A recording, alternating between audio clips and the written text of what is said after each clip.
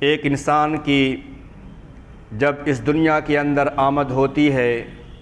تو ہر طرف خوشی، مسرت اور شادمانی کے مظاہرے کیے جاتے ہیں، اور خوشی کے اظہار کے لیے مختلف طریقے اختیار کیے جاتے ہیں۔ اور ایسے ہی جب کسی شخص کا اللہ رب العالمین کے قضاء و قدر کے مطابق انتقال ہو جاتا ہے تو ہر چہرہ غم و الم میں ڈوب جاتا ہے، اور پھر اس کے اعزاء اقارب، اس کے اولاد احفاد بڑے ہی غمناک آنکھوں کے ساتھ اس کو سپرد خاک کر دیتے ہیں۔ اب اس کے بعد نہ ہم ان سے کوئی ملاقات کر سکتے ہیں، نہ ہم ان کی کوئی مدد کر سکتے ہیں، کیونکہ تمام راستے، وسائل اور ذرائع ختم ہو جاتے ہیں۔ لیکن شرعیت اسلامیہ، مذہب اسلام ایک ایسا پیارا مذہب اور آفاقی مذہب ہے جو انسان کے موت کے بعد بھی اس کے ساتھ ہمدردی، دلجوئی اور اس کے ساتھ خیر و بھلائی کے راستے کو ہموار کرتا ہے۔ چنانچہ تمام راستے تو بند ہیں، نہ ہم ان کو اپنی آواز اور پکار کو سنا سکتے ہیں، نہ ہم ان کے تکلیف کو سن سکتے ہیں، لیکن مذہب اسلام یہ راستہ بتاتا ہے کہ ایک مومن، ایک مسلمان جب اپنے فوت شدگان کے لیے دعائے خیر کرتا ہے تو یہ یک طرفہ تعلق ہوتا ہے جو اللہ تبارک و تعالیٰ کی جانب سے میت کے مابین استوار ہو جاتا ہے، اور پھر یہ دعا اس کے لیے کامیابی و کامرانی اور اس کے لیے آسانی کا بھی ذریعہ ہوا کرتی ہے۔ اللہ رب العالمین نے قرآن مجید سورۃ الحشر کے اندر بڑے واضح انداز میں صحابہ کرام کی تعریف و ستائش کی، انصار و مہاجر کی تعریف فرمائی، اور پھر اس کے بعد میں آنے والے مسلمانوں کی بھی تعریف کی، اور پھر ان کی ایک خاص صفت کا اللہ رب العالمین نے ذکر کیا کہ ان کی خاص پہچان، ان کا خاص وطیرہ یہ ہے کہ جب ان میں سے جو لوگ گزر جاتے ہیں، فوت ہو جاتے ہیں، وہ ان کے حق میں دعائے خیر کرتے رہتے ہیں۔ اللہ تبارک و تعالی ارشاد فرماتا ہے، ربنا اغفر لنا ولاخواننا الذین سبقونا بالایمان ولا تجعل فی قلوبنا غلا۔ یہ ایک مومن کی پکار ہے، یہ ایک مومن کی دعا ہے اپنے فوت شدگان کے لیے کہ اے اللہ ہمارے ان بھائیوں کو معاف فرما دینا، اے اللہ مجھے بخش دینا اور میرے ان بھائیوں کو بھی معاف فرما دینا جو ہم سے پہلے ایمان کے ساتھ، اسلام کے ساتھ دنیا سے گزر چکے ہیں۔ یہ ایک دعا ہے۔ اللہ رب العالمین نے بے شمار مقامات پر انبیاء و رسل کے دعاؤں کا تذکرہ کیا، کہیں پر نوح علیہ السلام کی دعا کا تذکرہ، کہیں پر دعائے ابراہیم کا تذکرہ۔ ہم اور آپ اس میں غور کریں کس انداز سے ان نبیوں اور رسولوں نے دعائیں مانگی۔ نوح علیہ السلام دعا کرتے ہیں، رب اغفر لی ولوالدی وللمؤمنین ولمن دخل بیتی مؤمنا وللمؤمنین والمؤمنات۔ اے اللہ مجھے معاف فرما دینا اور میرے والدین کو تو بخش دینا، اور جو بھی میرے گھر میں داخل ہوں، اب گھر سے مراد مسجد ہے یا اہل ایمان کی جماعت ہے، اس میں اختلاف ہے۔ اے اللہ جو میرے گھر میں داخل ہوں وہ ایمان والے مرد ہوں یا ایمان والی عورتیں ہوں، ان سب کو تو معاف فرما دینا۔ یہ نوح علیہ السلام کی دعا اور ان کی پکار ہے۔ اسی طریقے سے ہم قرآن کریم کے اندر جب غور کرتے ہیں، سیدنا ابراہیم علیہ السلام کی دعاؤں کا تذکرہ آتا ہے۔ وہ بھی اپنے حق میں دعا کر رہے ہیں اور اپنے والدین کے لیے اور اہل ایمان کے واسطے دعا کرتے ہیں، ربنا اغفر لی ولوالدی وللمؤمنین یوم یقوم الحساب۔ اے اللہ مجھے معاف فرما دینا، میرے والدین کو بخش دینا، اور جو بھی اہل ایمان ہیں بروز قیامت تو ان کو معاف فرما دینا۔ اسی طریقے سے ہم غور کرتے ہیں، پیارے نبی صلی اللہ علیہ وسلم نے اپنے صحابہ صحابہ کرام کو جو تعلیم دی ہے، ان کو جو ہدایات اور جو رہنمائی فرمائی ہے، ان میں سے ایک رہنمائی یہ ہے کہ جب کوئی انسان دنیا سے رخصت ہو جاتا ہے اور وہ زیر زمین ہو جاتا ہے، قبر کے حوالے کر دیا جاتا ہے، اس وقت اس کو جس چیز کا انتظار ہوتا ہے، اس کو جس وقت جس چیز کی آمد کا انتظار ہوتا ہے، وہ اس کے مومنین بھائی کی دعا ہے جو اس کے لیے آسانی، خیر و بھلائی کا ذریعہ بن جاتی ہے۔ پیارے نبی ارشاد فرماتے ہیں مل میت فی القبر الا کالغریق المتغوث، ایک انسان جب قبر کے حوالے کیا جاتا ہے گویا کہ وہ ڈوبنے والے فریاد کرنے کی طرح ہے۔ جو انسان قبر کے اندر ہے، قبر کے حوالے کیا جاتا ہے، یہ ایک مثال اللہ کے نبی دے رہے ہیں۔ جب اس کو قبر کے حوالے کیا جاتا ہے گویا کہ وہ اس شخص کے مانند ہے جو دریا میں ڈوب رہا ہے اور پھر اس کو اپنی زندگی اور بقا کی امید نظر نہیں آ رہی ہے اور وہ وہاں سے فریاد لگا رہا ہے کالغریق المتغوث۔ پھر آگے نبی فرماتے ہیں ینتظر دعوة تلحقه من اب او ام او اخ او صدیق، انسان وہ میت زیر زمین ہے، قبر کے حوالے کر دیا گیا ہے اور وہاں پر بھی اس کو اپنے ملنے جلنے والوں، اپنے اولاد کی دعاؤں، اپنے اعزاء قارب کی دعاؤں کا انتظار رہتا ہے۔ کاش کہ کوئی دعا کر دے ینتظر دعوة تلحقه من اب او ام او اخ او صدیق، کاش کہ میرے حق میں میرے والدین زندہ ہوں، میرے باپ زندہ ہوں، میری والدہ زندہ ہوں، وہ میرے حق میں دعا کر دیں، یا یہ کہ میرا بھائی حالت حیات میں ہو وہ دعا کر دے، یا میرا کوئی دوست میرے حق میں دعا کر دے۔ پیارے نبی ارشاد فرماتے ہیں اس امید کے سہارے میں اور اس دعا کے انتظار میں ہوتا ہے، لیکن جب اس کے احباب میں سے، اس کے قرابت دار میں سے، اس کے رشتہ دار میں سے اس کے قبر کے پاس کھڑے ہو کر کے جب اس کے حق میں دعائے خیر کرتے ہیں، دعائے مغفرت کرتے ہیں، پیارے مصطفیٰ کا ارشاد ہے فَإِذَا لَحِقَتُ كَانَ أَحَبَّ إِلَيْهِ مِنَ الدُّنْيَا وَمَا فِيهَا، دنیا کی تمام تر نعمتیں، دنیا کی تمام تر نوازشات، دنیا کے تمام تر انعامات و اکرامات اس کے نظر میں ہیچ ہے، ان کی کوئی حیثیت نہیں جو حیثیت اس کی نظر میں اس قبر والے صاحب قبر کی نظر میں جو اہمیت، جو مقام دعا کا ہوتا ہے۔ جب اس کو کوئی دعا پہنچتی ہے اور اس دعا کے ذریعے سے اس کے لیے آسانی ہوتی ہے اور خیر کا معاملہ ہوتا ہے تو پیارے مصطفیٰ ارشاد فرماتے ہیں دنیا کی تمام بھلائیوں سے، دنیا کی تمام نعمتوں سے وہ دعا اس کے لیے بہتر ہوتی ہے، اس کے لیے محبوب ہوتی ہے، اس کے لیے پسندیدہ ہوتی ہے، اور جب اس کے حق میں دعا کی جاتی ہے تو اس کا اجر اور ثواب اتنا بڑھا دیا جاتا ہے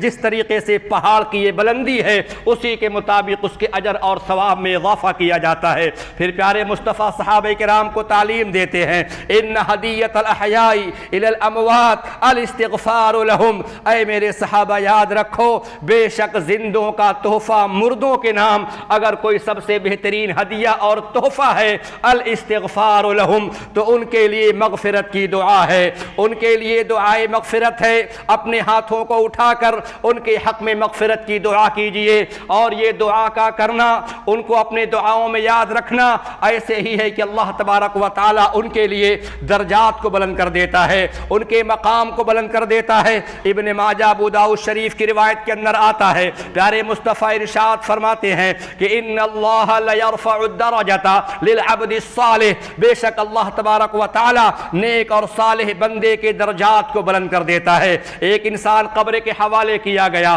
جنت کے مناظر کو طے کرتا گیا اور اس کو جنت کے اعلیٰ مقام پر جگہ بھی مل جاتی ہے، لیکن چند دنوں کے بعد یا چند لمحے، چند ایام کے گزرنے کے بعد اس کے درجے کو بلند کر دیا جاتا ہے۔ وہ انسان جو جنت میں گیا ہے، رب کے باغات میں گیا ہے، اور پھر وہیں پر بیٹھ کر کے اپنے رب سے وہ سوال کرتا ہے، رب سے وہ پوچھتا ہے یا ربی ان لی ھذا، اے میرے پاک پروردگار جنت کے اندر تو میں داخل ہو گیا تھا، میں کامیاب و کامراں ہو گیا تھا، لیکن آج کا دن کون سا دن ہے، یہ کون سا خوشی کا دن ہے کہ آج میرے اعزاز اور میرے مرتبے میں اضافہ کر دیا گیا ہے، آج میری شان رفعت کو بلند کر دی گئی ہے۔ جواب دیا جاتا ہے کیا تجھ کو معلوم نہیں ہے، کیا تم کو علم نہیں ہے، بے استغفاری والا دیکی لکا، آج تمہاری اولاد نے، تمہارے لڑکوں نے آج تمہارے لیے مغفرت کی دعا کی ہے، دعائے مغفرت کی ہے، اور اس دعائے مغفرت کی برکت سے رب العالمین نے تمہارے درجے کو بلند کر دیا ہے۔ ابن ماجہ شریف کی روایت ہے اگرچہ وہ روایت سندن ضعیف ہے لیکن علماء اس کو بیان کرتے ہیں اور کہتے ہیں کہ وہ حسن کے درجے کی ہے کہ ایک شخص قبر کے حوالے کیا جاتا ہے اور اس کو ہلکا پھلکا عذاب شروع ہوتا ہے، پھر اچانک اللہ رب العالمین اس کو معاف فرما دیتا ہے، وہ عذاب جو شروع ہوا تھا وہ عذاب روک دیا جاتا ہے۔ صاحب قبر پریشان ہے، معاملہ کیا ہے؟ ابھی عذاب شروع ہی ہوا تھا، قبر کو روک عذاب کو روک کیوں دیا گیا ہے؟ سوال کرتا ہے، جواب دیا جاتا ہے بے استغفاری ولدی کی لکا، تمہارے لڑکے نے، تمہارے بیٹے نے تمہارے حق میں مغفرت کی دعا کی ہے، اسی وجہ سے رب العالمین نے تمہارے اوپر جو عذاب چل رہا تھا اس کو روک دیا ہے۔ تو دعا کی ایک خاص اہمیت ہے، ایک خاص مقام ہے، اور چنانچہ ہم اور آپ اس کا اہتمام نہیں کرتے، چاہے وہ جنازے کی نماز ہو، چاہے وہ عام نماز کے اندر ہو یا نماز کے بعد کا معاملہ ہو، ہم دعاؤں کا اہتمام نہیں کرتے۔ لیکن ہم اور آپ غور کریں، پیارے نبی صلی اللہ علیہ وسلم حضرت ابو سلمہ رضی اللہ تعالی عنہ کے گھر میں داخل ہوتے ہیں۔ یہ اللہ کے نبی کی عادت شریفہ تھی، یہ پیارے مصطفیٰ کا معمول تھا کہ آپ بیماروں کی عیادت کیا کرتے تھے، آپ بیماروں کی بیمار پرسی اور تیمارداری فرمایا کرتے تھے۔ حضرت ابو سلمہ رضی اللہ تعالی عنہ کے گھر میں آپ داخل ہوتے ہیں، ایسے وقت میں داخل ہوئے، حدیث کے اندر آتا ہے قد شق بصرہ، ابو سلمہ کی آنکھیں پتھرا چکی تھی، آنکھیں کھلی ہوئی تھی۔ پیارے مصطفیٰ صلی اللہ علیہ وسلم کے بارے میں آتا ہے فاغمضہ، اللہ کے نبی نے آنکھوں کو بند کیا اور اس کے بعد آپ ارشاد فرماتے ہیں ان الروح اذا قبض تبعہ البصر، جب انسان کی روح قبض کی جاتی ہے، اس کی روح اس کے جسم سے جدا ہوتی ہے اور اس کی روح اس کے جسم سے نکلتی ہے، تو انسان کی جو آنکھیں ہوتی ہیں وہ اپنی روح کا پیچھا کرتی ہیں، اپنے روح کا تعاقب کرتی ہیں۔ گھر والوں کو امید تھی ابو سلمہ شفایاب ہو جائیں گے، ان کو شفائے کامل نصیب ہو جائے گی، دعا کرائی جاتی ہے۔ پیارے مصطفیٰ تیمارداری کی خاطر آتے ہیں، آپ موقع کا جائزہ لیتے ہیں، حالات کے سنگینی کو دیکھتے ہیں۔ پیارے مصطفیٰ کو معلوم ہو چکا ہوتا ہے ابو سلمہ کوچ کر چکے ہیں، ابو سلمہ وفات کر چکے ہیں۔ جب اللہ کے نبی صلی اللہ علیہ وسلم یہ جملہ دہراتے ہیں ان الروح اذا قبض تبعہ البصر، جب روح قبض کی جاتی ہے آنکھیں ان کا پیچھا کرتی ہے، ابو سلمہ رضی اللہ تعالی عنہ کے گھر میں ماتم آ جاتا ہے، لوگ آہو بکا کرنے لگتے ہیں، گریہ وزاری کرنے لگتے ہیں۔ حدیث کی تشریح میں آتا ہے کسی نے کہا یا ویلہ علینا، یا مصیبتہ علینا، ہائے ایسی مصیبت ہمارے سر آئی ہے، ایسے غم ہمارے اوپر آئے ہیں۔ پیارے مصطفیٰ ان کی آہو بکا کو سنتے ہیں، ان کے جزا فضا کو سنتے ہیں۔ اللہ کے نبی صلی اللہ علیہ وسلم اس موقع پر ارشاد فرماتے ہیں فَإِنَّ الْمَلَائِكَةَ، اس موقع پر نبی ارشاد فرماتے ہیں فَلَا تَدْعُوا عَلَىٰ أَنفُسِكُمْ إِلَّا بِخَيْرٍ، یہ وقت بد دعا کا نہیں ہے، یہ وقت آہو بکا کا نہیں ہے، یہ وقت گریہ وزاری کا نہیں ہے۔ تمہیں کیا معلوم ہے؟ نگاہ نبوت دیکھ رہی ہیں، رسول اللہ صلی اللہ علیہ وسلم کو معلوم ہو چکا ہے من جانب اللہ کہ فرشتوں کی جماعت موجود ہے۔ اہل علم کہتے ہیں وہ ملک الموت ہوتے ہیں اور اس کے آوان اس کے ساتھی ہوتے ہیں، یا یہ کہ عام فرشتے ہوتے ہیں۔ اللہ کے نبی ارشاد فرماتے ہیں یہ وقت رونے کا وقت نہیں ہے، یہ وقت آہو بکا کا وقت نہیں ہے، یہ وقت بڑا نازک ہے اور یہ وقت بڑا قیمتی وقت ہے۔ آپ ان کے حق میں دعا کریں، دعائے خیر کریں۔ فَإِنَّ الْمَلَائِكَةَ يُؤْمِنُونَ عَلَىٰ مَا تَقُولُونَ، اے میرے صحابہ اس موقع پر جو دعا مانگو گے اپنے لیے، اپنے میت کے لیے، اللہ تبارک و تعالیٰ کے جو فرشتے ہیں وہ اس پر آمین کہتے ہیں۔ فرشتوں کا آمین کہنا، فرشتوں کا آمین بولنا یہ دعا کی قبولیت کی علامت ہے۔ اس قبولیت کے وقت کو ضائع نہ کرو۔ اس کے بعد اللہ کے نبی صلی اللہ علیہ وسلم ابو سلمہ کے واسطے دعا کر رہے ہیں اللہم اغفر لأبی سلمہ، اللہم اغفر لأبی سلمہ وارفع درجتہ فی المہدیین۔ یہ نبی کی دعا ہے، یہ نبی کی پکار ہے۔ ایک میت ہے، دنیا سے رخصت ہو چکا ہے، مغفرت کی دعا کی جا رہی ہے۔ تو دعا کا بڑا خاص مقام ہے کہ انسان دنیا سے کوچ کر رہا ہے، ابھی اس کی روح نکلی ہے اس کے جسم کے اندر سے، اور پھر اس کے لیے پیارے مصطفیٰ صلی اللہ علیہ وسلم دعا کی بھی تلقین کرتے ہیں اور آپ بذات خود دعا کر رہے ہیں۔ تو لہذا اسلام کے اندر دعا کا ایک خاص مقام ہے۔ کیا ہم اور آپ غور نہیں کرتے ہیں کہ جب جنازے کی نماز ہوتی ہے اور پھر اس نماز کے لیے جو مغفرت کی نماز ہے جس کے ذریعے سے اللہ تبارک و تعالی مرحومین فوشدگان کو معاف فرما دیتے ہیں، حدیث حدیث کے اندر آتا ہے، پیارے مصطفیٰ ارشاد فرماتے ہیں ما من میت تصلی علیہ امت من المسلمین تبلغون 100، جس جنازے کی نماز میں 100 افراد شریک اور شامل ہو جائیں، اللہ اکبر، 100 افراد شریک ہو جائیں، مسلمانوں کی جماعت اس میں شامل ہو جائے جنازے کی نماز میں، فیشفعون لہ، اور یہ سب کے سب اس کے حق میں دعائے مغفرت کریں، اس کے حق میں مغفرت کی دعا کریں، الا شفعوا فیہ، مگر ان تمام کی سفارش اور دعا اس میت کے بارے میں قبول کر لی جاتی ہے۔ کتنا افسوس کی بات ہے، ہمارے مسلمان بھائی جنازے میں شرکت کرتے ہیں، وہاں تک چل کر کے جاتے ہیں، نہ میت کو فائدہ پہنچا پا رہے ہیں اور نہ اپنے آپ کو فائدہ پہنچا پاتے ہیں۔ یہ بڑے افسوس کی بات ہمارے لیے ہے، لیکن ایسے لوگوں کے پھر یہ بھی دیکھا جاتا ہے جب قبر کھودنے کا مسئلہ آتا ہے یا میت کو قبر میں اتارنے کا مسئلہ آتا ہے اور یا صف بندی کا معاملہ آتا ہے، ایسے لوگ آگے آگے بولتے ہیں۔ اور پھر سرے دست ایک بات ہم اور بتاتا چلوں، جب صف بندی کا معاملہ ہوتا ہے تو لوگ کہتے ہیں صف 7 ہونی چاہیے، 9 ہونی چاہیے، اگر وہ جفت ہے اس کو طاق کر لو۔ لیکن صحابہ کا کیا معمول تھا، اللہ کے رسول کا کیا طریقہ تھا؟ اگر اللہ کے نبی صلی اللہ علیہ وسلم دیکھتے، صحابہ اگر دیکھتے کہ لوگ جنازے کی نماز میں کم ہیں، ان کو 3 صف میں آپ بانٹ دیا کرتے تھے۔ معلوم یہ ہوا کہ 3 صف تک ہی دیکھنا ہے جفت اور طاق کے مسئلے کو، اس کے بعد ہمیں نہیں دیکھنا چاہیے کہ جفت ہے کہ طاق ہے، 7 ہے کہ 8 ہے، 11 ہے کہ 10 ہے، 13 ہے کہ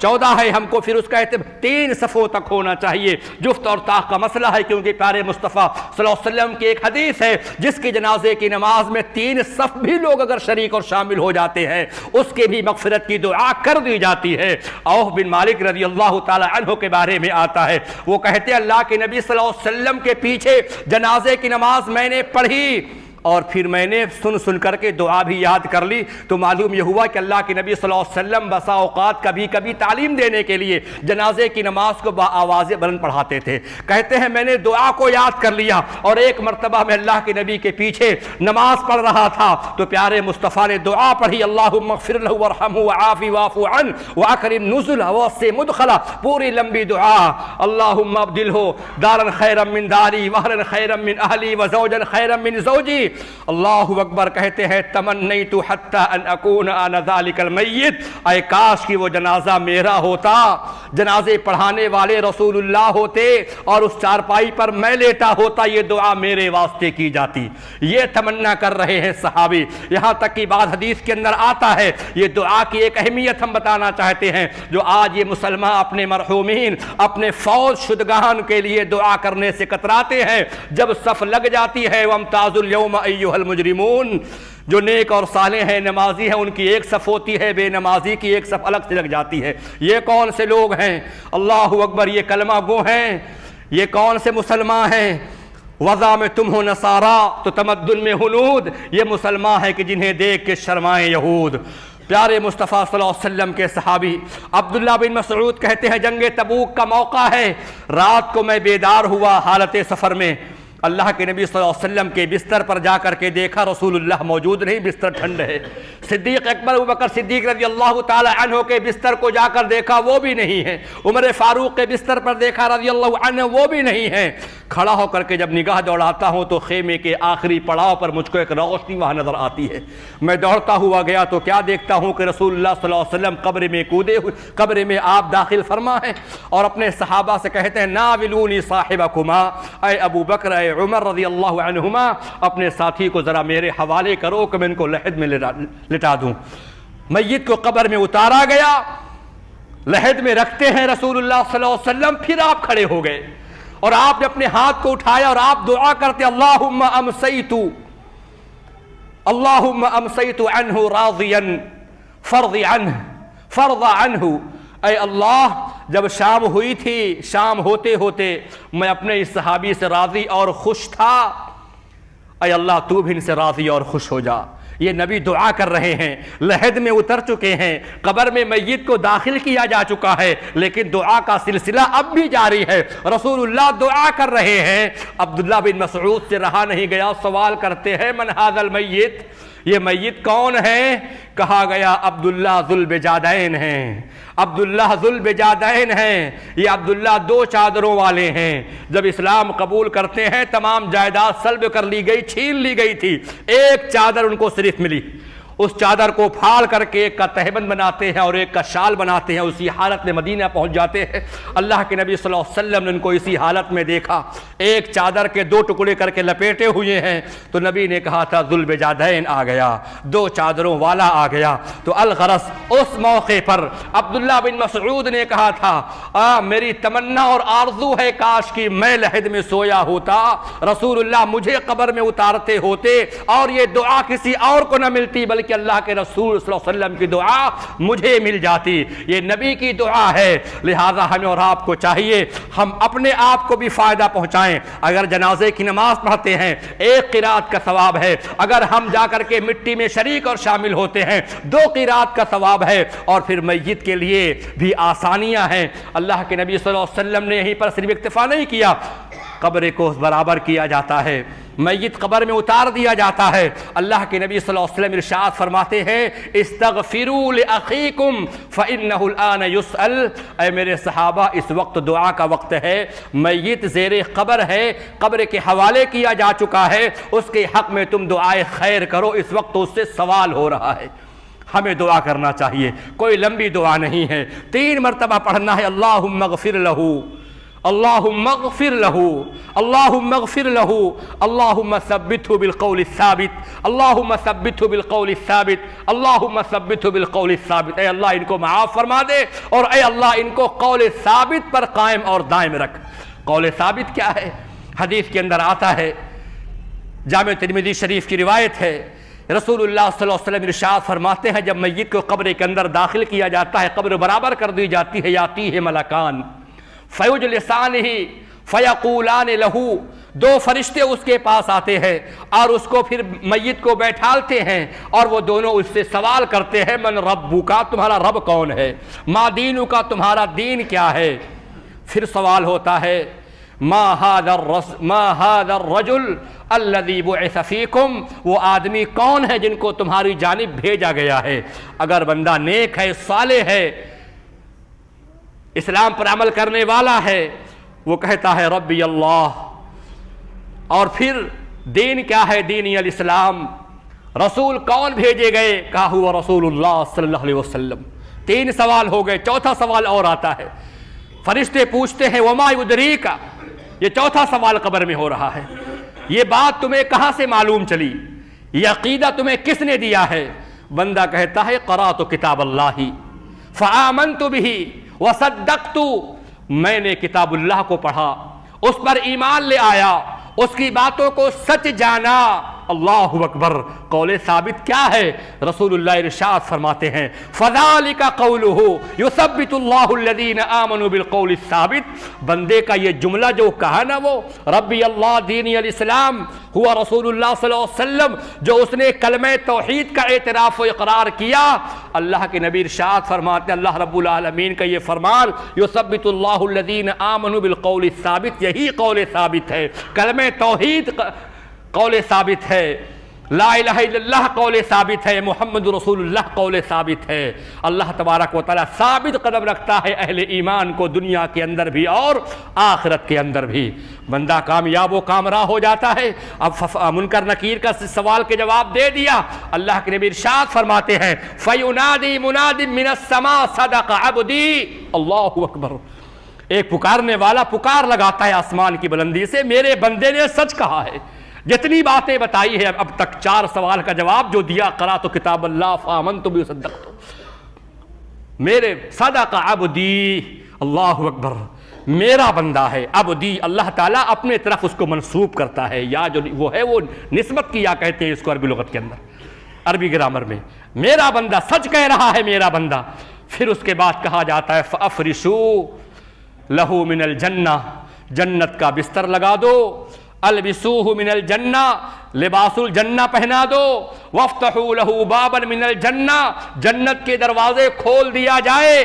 بعض روایت میں آتا ہے جب اس کی کامیابی کی صدا سنائی جاتی ہے، وہ میت کہتا ہے ذرا مجھے چھوڑ دو، ارجع الی اہلی فاخبرہم،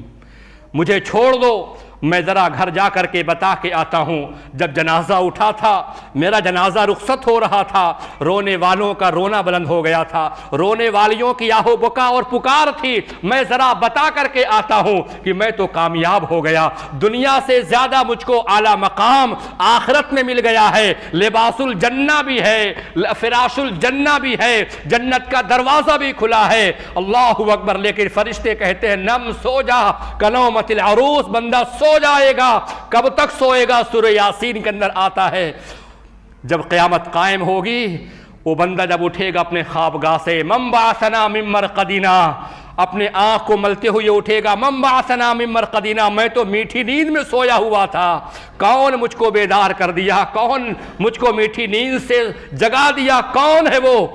جب پکار آئے گی، اسرافیل علیہ السلام کی قبر اٹھے، میت اپنے قبر سے اٹھیں گے، من بعثنا من مرقدنا، فرشتے جواب دیں گے ھذا ما وعد الرحمن، اے نیک آدمی،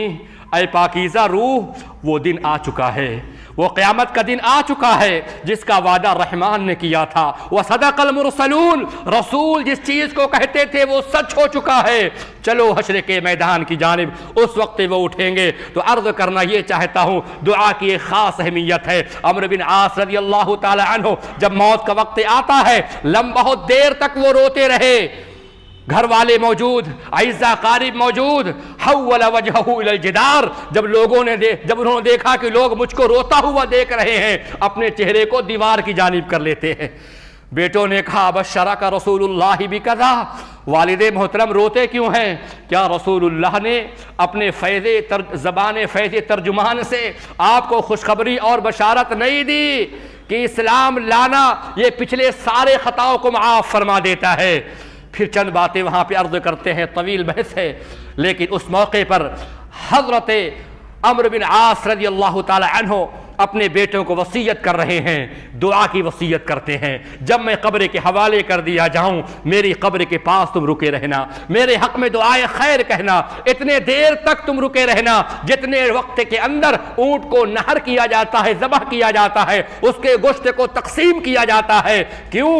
تاکہ میں تمہاری دعاؤں سے ذرا مانوس ہو سکوں، میں اپنے رب کو سوال کے جواب دینے میں مجھ کو آسانی ہو سکے، اور میں اس بات کو جان سکوں کہ میرا معاملہ کیا ہوا ہے۔ اللہ اکبر۔ تو ہمیں اور آپ کو دعاؤں کا اہتمام کرنا چاہیے، اور پھر اسی کے ساتھ ساتھ اگر ہم اپنے میت کو فوت شدگان کو فائدہ پہنچاتے ہیں تو حدیث کے اندر آتا ہے کہ اللہ کے نبی صلی اللہ علیہ وسلم ارشاد فرماتے ہیں، صحابی کا بیان ہے، ایک شخص اللہ کے رسول کے پاس آیا، کہا یا رسول اللہ ان ابی مات کا مالا ولم یوسی، میرا باپ فوت ہو چکا ہے اور اس نے مال کو چھوڑ رکھا ہے، اس نے وصیت نہیں کی، مہلت نہیں ملی، کیا میں اس کے طرف سے صدقات و خیرات کروں؟ هل یکفر عنہ، اس کی خطائیں کیا مٹا دی جائیں گی، اس کے گناہوں کو معاف کیا جا سکتا ہے؟ نبی نے فرمایا نعم، ہاں، اگر تم صدقہ کرتے ہو اللہ تبارک و تعالیٰ اس کے خطاؤں کو مٹا دے گا، اس کے گناہوں کو معاف فرما دے گا۔ ایسی صحیح بخاری شریف کے اندر آتا ہے، پیارے مصطفیٰ ارشاد فرماتے ہیں، جب ایک خاتون نے سوال کیا تھا، ایک عورت نے سوال کیا تھا، یا رسول اللہ میری والدہ کا انتقال ہو گیا، اچانک وہ فوت ہو گئی، اور مجھے امید ہے اگر اس کی چند سانسیں باقی ہوتی تو وہ ضرور کہتی کہ میرے مال کو اللہ کے راستے میں خرچ کر دو، لیکن اتنا مہلت اس کو نہیں ملی، کیا میں اب خرچ کروں؟ اللہ کے نبی نے کہا خرچ کرو گے تمہاری والدہ کو ثواب پہنچے گا۔ ایسے ہی حدیث کے اندر آتا ہے کہ بنو سلمہ کا ایک آدمی اللہ کے نبی کے پاس آیا، ماں اور باپ فوت ہو گئے، محبت ہے یہ بیٹے کی اپنے والدین کے لیے، اپنے والدین کے لیے محبت ہے، دل بے چین مضطرب اور پریشان ہے، کہا یا رسول اللہ هل بقی من بر ابوی شیء ابرہما من بعد موتہما، کیا میرے والدین کے وفات کے بعد بھی کوئی نیکی ہے کہ میں کروں اور اس کا فائدہ میرے والدین کو پہنچ جائے؟ اللہ کے نبی نے کہا کیوں نہیں، ابھی بھی نیکیوں کے دروازے کھلے ہیں۔ کہا کیا نیکی ہے؟ نبی فرماتے ہیں الصلاۃ علیہما، ان کے لیے تم دعا کرو، ان کے لیے جنازے کی نماز ہے، یا یہ کہ ان کے حق میں تم دعا کرو، والاستغفار لہما، ان کے لیے مغفرت کی دعا کرو، اور پھر تیسری بات اللہ کے نبی نے فرمایا کہ ان کے تم وصیت کو، ان کے عہد کو تم پورا کرو، اگر انہوں نے خیر کی بھلائی کی وصیت کی ہے، اس وصیت کو تم اگر پورا کرتے ہو تو یہ بھی ان کے ساتھ خیر کا اور بھلائی کا معاملہ ہوگا۔ چوتھی چیز اللہ کے نبی ارشاد فرماتے ہیں کہ اگر تمہارے ماں کی طرف سے یا تمہارے باپ کی جانب سے جو رشتے دار لگتے ہیں، ایک باپ کی جانب سے رشتہ ہوتا ہے خاندان کا، ایک ماں کی طرف سے رشتہ ہوتا ہے قرابت داروں کا، اگر ان کے ساتھ، ان دونوں قرابت داروں کے ساتھ تم اچھا سلوک، اچھا برتاؤ کرو گے تو بھی یہ نیکی تمہارے ماں اور باپ کو پہنچے گی۔ اور پھر اگر تمہارے ماں اور باپ کے جو دوست ہیں، جو ملنے جلنے والے ہیں، اگر تم ان کا اکرام اور تعظیم کرتے ہو تو یہ بھی ان کے ساتھ نیکی میں شمار ہوگا۔ یہ اللہ کے نبی ارشاد فرماتے ہیں، ابو داؤد کی روایت تو ختم ہو جاتی ہے لیکن ابن حبان کی روایت میں اتنا ہے کہ وہ مسلمہ جو بنو سلمہ کا آدمی آیا تھا، پیارے مصطفیٰ کی بات کو سنا، بڑا متاثر ہوا، کہا یا رسول اللہ ما اکثر ھذا واطیبہ، یہ باتیں کتنی اچھی ہیں اور کتنی پاکیزہ باتیں ہیں کہ اس پر عمل کرنے کا دل چاہتا ہے۔ نبی نے کہا فعمل بھی، تو جاؤ اس پر عمل کرو، جاؤ اس پر عمل کرو، اور اپنے والدین کے ساتھ تم اچھا سلوک، اچھا برتاؤ ان کے موت کے بعد بھی کر سکتے ہو۔ اور یہاں تک کہ سعد رضی اللہ تعالیٰ عنہ کے بارے میں آتا ہے، جب ماں کا انتقال ہو گیا، کنواں کھدائی اور کہا ھذا لأم سعد، یہ میری ماں کی طرف سے ہے۔ عبداللہ ابن عمر کے بارے میں آتا ہے، چند روایتیں میرے ذہن میں آ رہی ہیں، چنانچہ وہ مکے کے راستے میں جا رہے تھے، ایک بدو، ایک دیہاتی ان کو نظر آیا، اس کو روکتے ہیں، وہ روکنے کے بعد اس کو اپنے سواری پر بیٹھالتے ہیں اور اپنے سر کا عمامہ اتار کر اس کے سر پر رکھ دیتے ہیں۔ اللہ اکبر۔ عبداللہ بن دینار نے کہا کہ اے عبداللہ ابن عمر، یہ بدو اور دیہاتی اور ان کے ساتھ یہ اعزاز اہل مکہ، اہل عرب اگر اپنے عمامہ کو اتار دیں اور کسی کے سر کے اوپر اپنے سر کے تاج کو رکھ دیں تو سب سے بڑا اعزاز اور اکرام کی یہ بات ہے، بہت بڑی یہ فخر کی بات ہے۔ عبداللہ ابن دینار نے کہا، بہت یہ خوش ہو گیا بدو اور دیہاتی۔ اس موقع پر عبداللہ ابن عمر نے کہا تم کو کیا معلوم ہے، تم کو کیا پتا ہے، ان ابر البر صلۃ الولد اہل ود ابی ہے، کہ سب سے بڑی نیکی یہ ہے کہ بیٹا اپنے والد کے دوستوں کے ساتھ اچھا سلوک، اچھا برتاؤ کرے۔ عبداللہ ابن عمر کے بارے میں آتا ہے، جب مدینے میں حضرت ابو بردہ رضی اللہ تعالی عنہ آئے تو وہ ان کے پاس گئے، ملاقات کی، تعلقات کو قائم کیا اور کہا تم کو پتا ہے میں کیوں یہاں پر آیا ہوں؟ کہا کیا بات ہے؟ کہا کہ اللہ کے نبی صلی اللہ علیہ وسلم کی ایک حدیث ہے، اللہ کے نبی ارشاد فرماتے ہیں کہ جو شخص اپنے ماں باپ کے ساتھ صلہ رحمی کرنا چاہے، اس کے قبر کے اندر باپ کی وفات ہو گئی، یا یہ کہ والدین میں سے کسی کا انتقال ہو جاتا ہے اور وہ چاہتا ہے کہ قبر کے اندر ہم اس کے ساتھ صلہ رحمی کریں، تو اس کو چاہیے فلیصل اخوان ابی، اپنے والدین کے جو دوست احباب ہیں ان کے ساتھ وہ صلہ رحمی کریں، دعائے مغفرت کرنا، صدقات و خیرات کرنا، ان کے حق میں دعائے خیر کرنا، ان کے قرابت دار سے اچھا سلوک، اچھا برتاؤ کرنا، یہ ساری وہ نیکیاں ہیں جو فوت شدگان کو پہنچتی ہیں۔ یہ بہت ہی وسیع اور کشادہ موضوع ہے، چند ہی باتیں میں آپ کے سامنے لا سکا ہوں۔ اللہ تبارک و تعالیٰ اس میں خیر فرمائے اور اللہ تعالیٰ ہمیں اور آپ کو کہنے سننے سے کہیں زیادہ عمل نیکی کی توفیق عطا فرمائے، آمین۔ اللہ تعالیٰ ہمارے فوت شدگان کی مغفرت فرمائے، اللہ ان کی نیکیاں قبول فرمائے اور اللہ تبارک و تعالیٰ ان کی مغفرت فرمائے، ان کی قبر کو کشادہ فرمائے، اللہ تعالیٰ ہمیں اور آپ کو نیک عمل کی توفیق عطا فرمائے، آمین۔ بارک اللہ لنا ولکم فی القرآن العظیم ونفعني وإياكم بالآيات والذكر الحكيم إنه تعالى جواد كريم ملك بر رؤوف رحيم۔